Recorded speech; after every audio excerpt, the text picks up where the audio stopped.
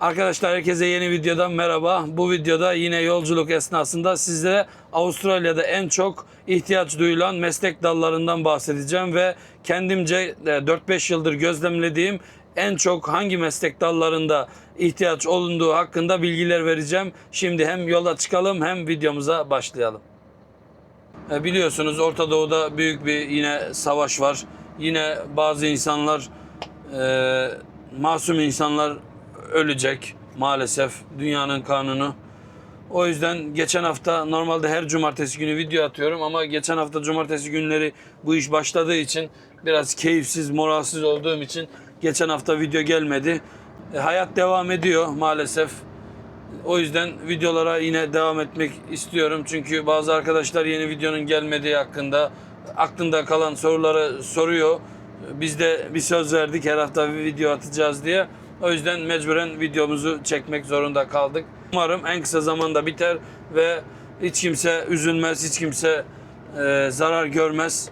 Şimdi şu konudan bir başlayalım. Öncelikle şehir konularından bahsedelim. Ondan sonra iş konularına geçelim. Hangi işlere alakalı, ama önce şehirlerle alakalı bilgilendirme vereyim. Bayağı bu hangi şehire gelecek olanlar, hele hangi şehire gelelim konusunda bayağı soru işaretleri var kafalarda. Ben şimdi kendimce izlemlediğim ve görüştüğüm kişilerin konuşmalarıyla, orada yaşayanlarla alakalı bilgilerimi Türkiye'deki şehirlerle kıyaslama yapıp size anlatayım. Siz gelecek olduğunuz zaman buna göre karar vermenizde yardımcı olur.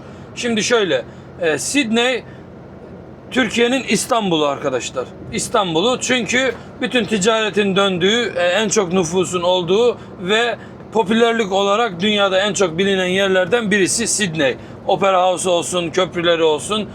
Genelde bütün haber kaynaklarında da siz Sydney'i duyuyorsunuzdur. Sydney, İstanbul. İş konusunda da aynı şekilde çok fazla iş seçeneği burada daha fazla, ama tabii ki İstanbul'da da bildiğiniz gibi pahalılık konusunda da en pahalı şehirlerden birisi. Bu konuda kiralar olsun, yaşam standartları olsun daha yüksek, ama fiyatlar da daha yüksek. Sydney bu şekilde. Bir sonraki şehir Melbourne'e geçelim. Melbourne biraz daha böyle havası Ankara gibi, ama büyüklük olarak İzmir, yani onu düşünün. Yani Ankara ile İzmir'in hangisi daha büyük tam bilmiyorum, ama büyük ihtimalle ikisinin karışımı bir şey diyelim. Hava olarak ama Ankara'ya benziyor. Büyüklüğü olarak İzmir gibi. Türkiye'de de en büyük ikinci şehirlerden birisi. En popüler ve ekonomi olarak da en büyük İzmir, bildiğim kadarıyla Ankara ile İzmir. Onu İzmir ile Ankara ile kıyaslıyorum arkadaşlar. Melbourne'de öyle. Melbourne'de hava kötü, ama yani hava kötü derken daha böyle kapalı, biraz daha yağmurlu gibi havası var. Ama bütün her sene neredeyse son 5 yıldır, bildiğim kadarıyla 5-6 yıldır dünyanın en çok yaşanılabilir şehirlerinin arasında ilk 5'e 1, 2, 3, yani ilk 5'e garanti Melbourne giriyor. Bu da tam olarak neyden kaynaklı olduğunu bilmiyorum, ama herhalde nüfusun çok fazla olmadığından ve şehrin geniş alanlara yayıldığından kaynaklı olduğunu düşünüyorum. Yoksa Sydney ile de ortalama aynıdır, ama Melbourne daha çok yaşanılabilir şehir olarak seçiliyor. Bu şekilde Melbourne'de de iş olanakları Sydney'den biraz daha düşük, ama tabii kiralar da buna istinaden daha düşük ve daha uygun, yani alışveriş olsun, kiralar olsun daha uygun şekilde. Şimdi bir de Brisbane'ı anlatalım. Bunlar en popüler olduğundan aşağı doğru ilerliyorum. Brisbane tam bir Antalya arkadaşlar. Tam bir Antalya. Tatil, deniz kenarı, full plajların olduğu, havasının çok güzel olduğu, sürekli güneşli olduğu 10 numara bir yer. Ama ekonomi olarak Antalya'dan biraz daha düşük.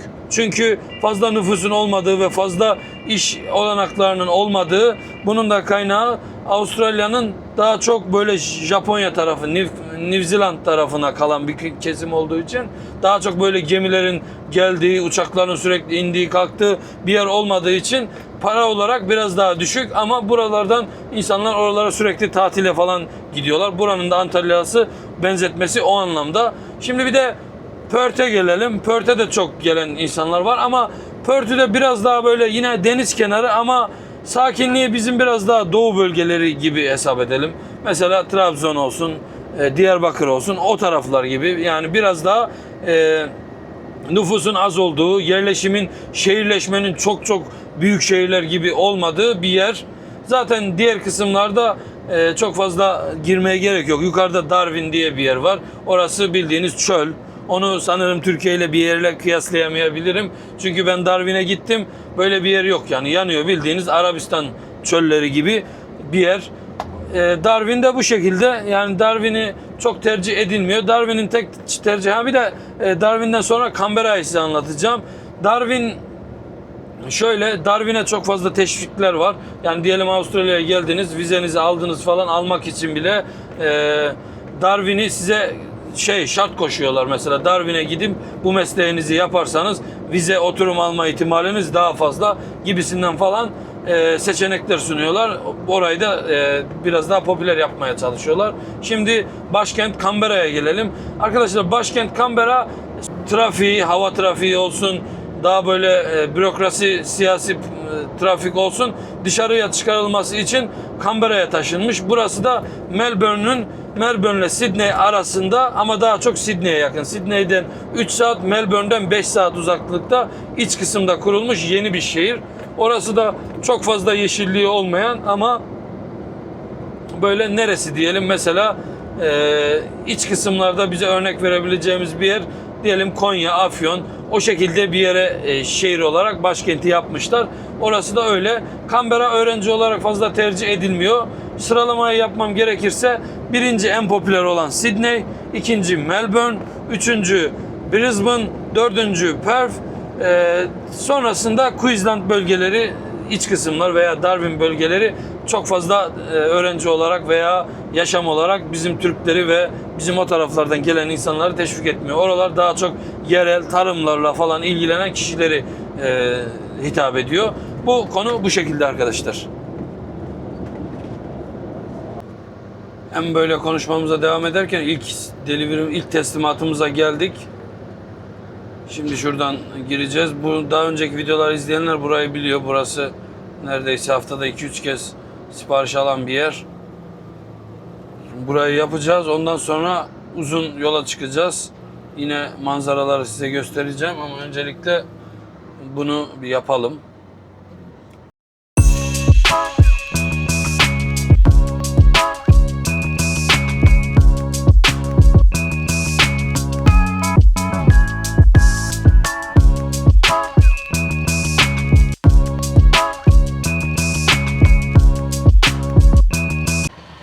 Burada şimdi şöyle zilimize basacağız. Kameradan bizi onaylayacaklar ve sonra kapımızı açacaklar. Buraya çok fazla geldiğim için artık bu birinci baştaki prosedürlerle beni uğraştırmıyorlar.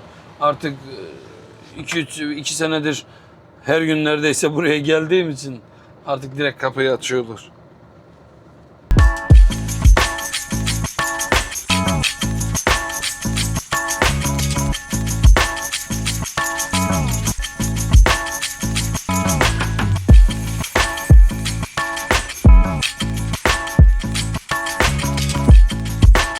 Biraz sıra var. Şu karşıda gördüğünüz şu karşıdaki yerlere biz çekebiliyoruz. Bu taraflar küçük araba, sağ taraf küçük arabalar için, son taraf büyük arabalar için. Şimdi herhalde büyük ihtimalle bir tanesinin gitmesini bekleyeceğiz. Sonrasında park edeceğiz. Arabayı açacağız. 4 paletimizi de indirme aşamasını göstereceğim. Sonrasında uzak yola gideceğiz. Orada videonun kalan kısmını, yani işlerle alakalı kısımdan bahsedeceğim size. Şimdi sıramız geldi. Şimdi park edelim.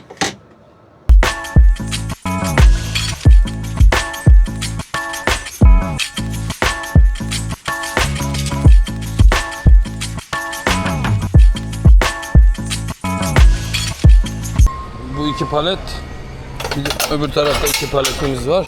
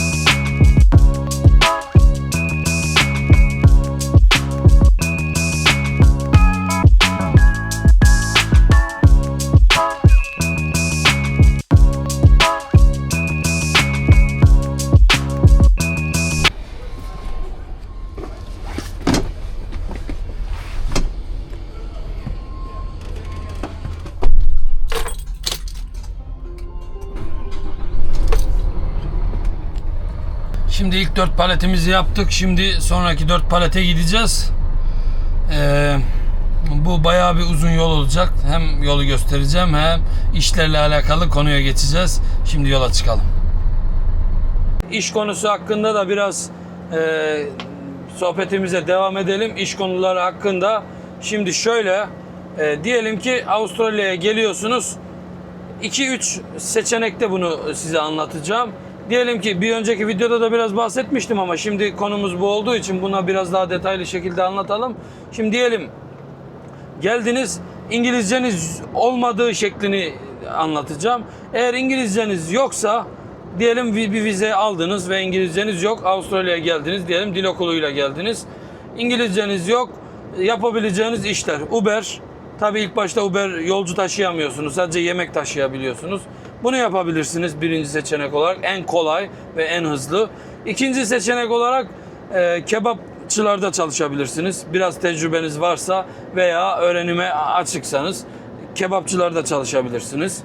Üçüncüsü bedenen çalışılan, çok fazla İngilizceye gerektirmeyen ama zorlayıcı olan inşaat gibi işlerde. Bu da yine tabii ki çok fazla seçeneğiniz olmayacağı için Türklerin yanında yine çalışabileceksiniz. Bu da iş bulma daracını diyelim daraltacak. Yani çünkü İngilizceniz yok. Mecburen Türkçe konuşan birileriyle iletişime geçmeniz lazım. Bu da seçeneklerinizi çok azaltacak. Bu şekilde. Şimdi İngilizceniz olduğu şekli varsayıp geldiğiniz işlerden biraz bahsedeceğim. Hangi işler en iyisi diye. Yani hangi işleri rahatlıkla yapabilirsiniz diye. Diyelim ki iyi bir üniversiteden mezunsunuz ve makine mühendisisiniz. Onunla alakalı bir işe girmek istiyorsanız İngilizceniz varsa bu rahat olacaktır. Eğer iyi de bir vizeniz varsa, yani tecrübeniz de varsa, tabii ki evraklarınız, belgeleriniz falan olduğunda bunu zaten rahatlıkla yapabilirsiniz. Diyelim ki iyi bir üniversite okudunuz ama tecrübeniz yok. Tecrübeniz olmadığı için burada bir işlere giremiyorsunuz. Ama İngilizceniz de var. Burada yapabileceğiniz işler, en önemli nokta bu. Bunları zaten anlatacağım. Burada yapabileceğiniz, Türkiye'den gelmeden önce tecrübe yapmanız gereken, kendimce gördüğüm size fikirlerden bahsedeceğim. Birincisi kahve yapma işinden anlamanız lazım. Kahve, latte falan, cappuccino, bunlardan anlamanız lazım. Bunu bilip de eğer İngilizceniz de varsa çok rahatlıkla iş bulacaksınız. Buna garanti verebilirim. Restoran anlamında diyelim ki fark etmez. Mutfak olarak fark etmez. Amerika tarafındaki Meksika tarzı sofralar olur. Sonrasında Çin, Japon olur. Bizim Türkiye mutfağı olur. Eğer aşçılık işinde de iyiyseniz ve yani bayağı becerileriniz varsa bunda da rahatlıkla iş bulabilirsiniz. Bu da ikinci seçenek. Diyelim ki İngilizceniz yine var. Benim de sürmüş olduğum gibi kamyonculuk sektörüyle alakalı bir şey yapmak istiyorsunuz. Bunu da rahatlıkla bulabilirsiniz. Ama tabii ki fiyatlar bir tık daha düşer. Çünkü diğer sektörler biraz daha nasıl diyelim, rekabet olmadığını düşündüğüm için daha çok kazanabilirsiniz. Yani kamyonculuk işinde daha çok şeyler var. Yani yapabilecek insanlar çok var. Mesela Hindistanlılar, Çinliler bu işi çok yapıyor. O yüzden bir tık daha düşebilir ama rahatlıkla iş bulabilirsiniz. Bir sonraki en iyilerden birisi, mesela inşaat sektöründe çok iyisiniz. Tamam, inşaat mühendisisiniz ama inşaat hakkında da bayağı bilgileriniz var. Bunu yani ilk başta geldiğinizde direkt mühendis olarak bir iş bulamayabilirsiniz. Bu doğanın kanunu ama bir inşaatta çalışıp yapabilirsiniz. Yani Türkiye'deki gibi biraz ağır, Türkiye'de inşaat işleri. Burada da yine diyelim ağır ama şey değil yani, biraz daha haklarınız çok ağır olduğunda erken bitebiliyor falan. Bu tarz şeyler biraz daha var. Çok fazla şey yapmazsınız. Zaten zorlanmazsınız. Bir de alışıksanız çok fazla rahat. Tabii bunu geçiş süreci olarak düşünüyorum. Yani geçiş süreci olarak bu işi yapabilirsiniz. Ev elektriği işinde yapabilirsiniz. Yani ev elektriği konusunda tecrübeniz, deneyiminiz varsa, hele bir de belgeleriniz falan varsa o konuda da çok rahat edebilirsiniz. Bir sonraki en çok gözlemlendiğimden birisi de otomotiv sektörü. Otomotiv sektöründe tamircilik olsun, otoelektrik olsun. Yani öyle tanıdıklarım var ki adam usta, Türkiye'den buraya gelmiş, hiçbir şekilde şey yapmıyor. Yani bir dükkana girip çalışayım falan yapmıyor. Adamın İngilizcesi de var. Bir tane van almış. Kendine bir tane şirket kurmuş. Şirket kurmak o kadar zor değil. Küçük maliyetlerle kendinize ait bir şahıs şirketi kuruyorsunuz.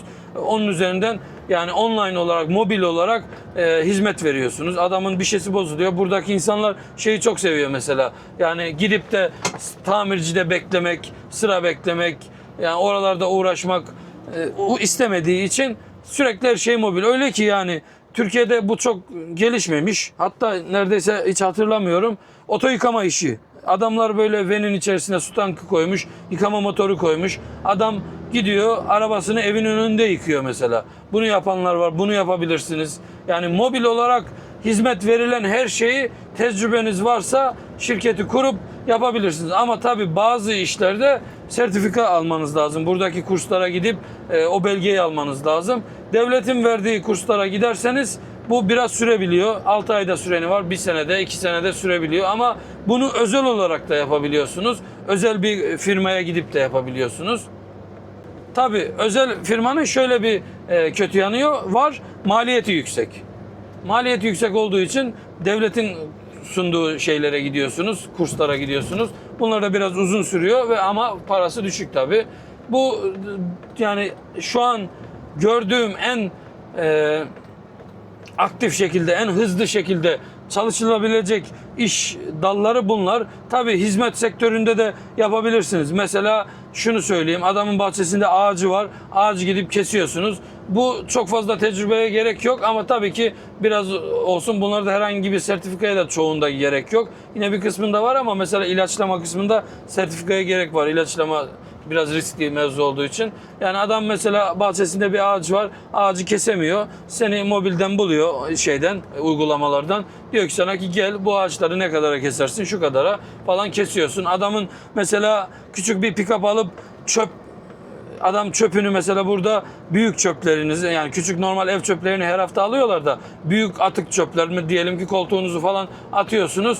Bunu atacağınız zaman devlet size senede bir kez hak tanıyor. Diyor ki bana bildireceksin bu tarihi. Ben sana hangi günde bunu dışarı çıkaracağını söyleyeceğim. O günde çıkarıyorsun. O sokaktakileri gelip alıyorlar, gidiyorlar. Bu şekilde işlem yapabiliyorsunuz. Ama diyelim ki bir daha bir büyük eşyanız çıktı. Bu sefer devletten bir hakkınız yok. Ne yapıyorsunuz? Bu sefer özel firmalarla görüşüyorsunuz. Bunu da yapan kişiler var. Adamın kamyonu var. Geliyor, kapıdan çöpünü alıyor. Ücretini sana veriyor. Ondan sonra gidiyorsunuz, böyle büyük bir çöp yerleri var. Kamyonla giriyorsun, ağırlığınızı tartıyorlar. İçeri gidip boşaltıyorsun, sonra çıkarken tekrar tartıyorlar. Kilo başı çöp parası alıyorlar sizden. Siz de bunun tabii müşteriden alıyorsunuz ve kendi işçiliğinizi de alıyorsunuz. İnsanlar uğraşmak istemiyor. Bu da bir iş dalı. Bunlar biraz daha hızlı iş dalları yani. Bunlar hani bir sertifikaya gerek olmayan, fazla bir tecrübeye olmayan işler bunlar. Bu da bu şekilde arkadaşlar. Yani iki konudan da zaten kapakta da gördüğünüz iki konudan bahsedecektim. Hem günde işimizi yaparken gösterdim, hem yolu falan gösterdim ve bu da en çok sorulan iki sorulardan birini cevaplamak istedim. En çok hangi şehir tercih edilebilir standartlarını anlattım. Bir de tabii ki hangi işler hızlı, hangi işleri yapabileceğinizle alakalı konulardan bahsettim. Bu videoda böyle olacaktı. Çok uzun tutmuyorum videolarımı, biliyorsunuz 15-20 dakika arası falan. Bu da ortalama öyle bir şey olacak. Videomu burada bitireceğim. Videomu buraya kadar izlediyseniz teşekkür ediyorum. Eğer beğendiyseniz bir beğeninizi alırım. Eğer aklınıza takılan bir şey varsa bir de yorum yaparsanız sevinirim. Hani illa bir şey sormanıza gerek yok. Herhangi bir emoji de bırakabilirsiniz. Bir ifade de bırakabilirsiniz. Bu da YouTube kanalımızın daha fazla artmasını ve buraya gelecek olan arkadaşlara daha fazla yardımcı olmaya etkili olacaktır. Tekrar videomu buraya kadar izlediğiniz için teşekkür ediyorum. Kanalıma abone değilseniz abone olursanız ve bildirim butonunu açarsanız videolarımdan her hafta haberdar olacaksınız. Şimdiden kendinize iyi bakın. Bir sonraki videoda görüşmek üzere. Allah'a emanet olun. Herkese iyi günler.